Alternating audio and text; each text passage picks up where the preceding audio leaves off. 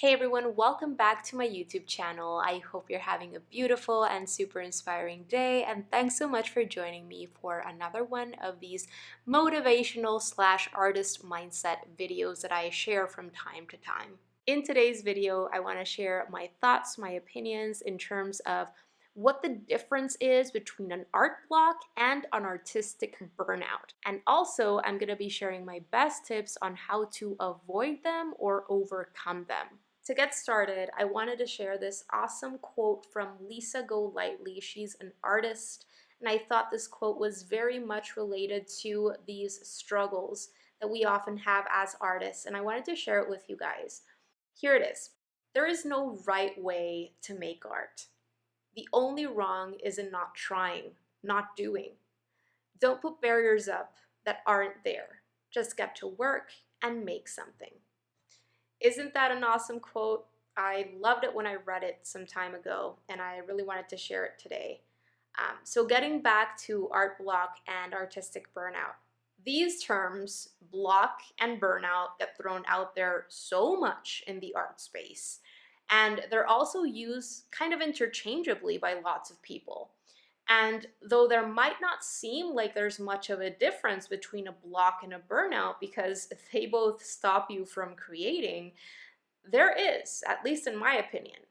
And it's important that if we're looking for deeper artistic growth, that we have tools and strategies to help us stay consistent because consistency is so important. Plus, if we aren't aware of what the root of the problem is, it's not only going to be very difficult to fix it, but we might actually end up making things even worse. And this is why today I wanted to share what the difference between these two is and how to tell when you're struggling with either of these, and tips to help you avoid and overcome them. So if you're ready, let's go ahead and get started with art block. So an art block is generally caused by a lack of creative practice and or output. At times, this lull or break in our practice happens because events come up in our lives that we have no control over, and we get insanely busy. And other times, let's keep it real here, it happens because of laziness and not wanting to do the work. An art block shows up as stuckness. We don't know where to start, we feel unmotivated or uninspired, and we're full of hesitation or self-doubt. It's important to remember that creating art takes a lot of brain power, a lot of energy, and a lot of being willing to step out of our comfort zones. And because of all of these things, it's 100% completely normal to feel a bit uncomfortable when we're restarting on our journeys to the point that we keep procrastinating or stop ourselves before truly jumping in with both feet. But you can do it. Take baby steps forward so that you can begin reigniting that creative passion of yours. The longer you go without creating art, the harder it'll be for you to restart. If you find yourself constantly struggling with art block, chances are you'll benefit tremendously from building up your art creating muscle. Make your art time part of your daily / weekly routines so that it becomes a habit for you and just something you do, as opposed to something you wait to get inspired to do. Here are 3 practical tips to help you avoid art block. Number 1, commit to your art practice and actually schedule it into your week in a way that makes sense for you and everything that you have going on. Number 2, get those creative juices flowing by reading art books, taking classes, joining new communities, and enjoying other people's art. And with other people's art, I mean all kinds of visual arts, music, cinematography, literature, everything like that. And number 3, stop overthinking and just do something to get that momentum going. It doesn't matter how small that thing is. Moving on to artistic burnout. So what is artistic burnout and how is it different from an art block? Here it is. Artistic burnout happens by trying to do too much. This can be due to working on your art way too hard, which happens to lots of us who are doing this professionally. But it can also be a combination of working hard at your art and also doing too much in other areas of your daily life. Overloading yourself with more than you can realistically handle and doing too much at once for long periods of time is a surefire way to burn yourself out. Because our daily tasks and responsibilities, they don't exist in a vacuum.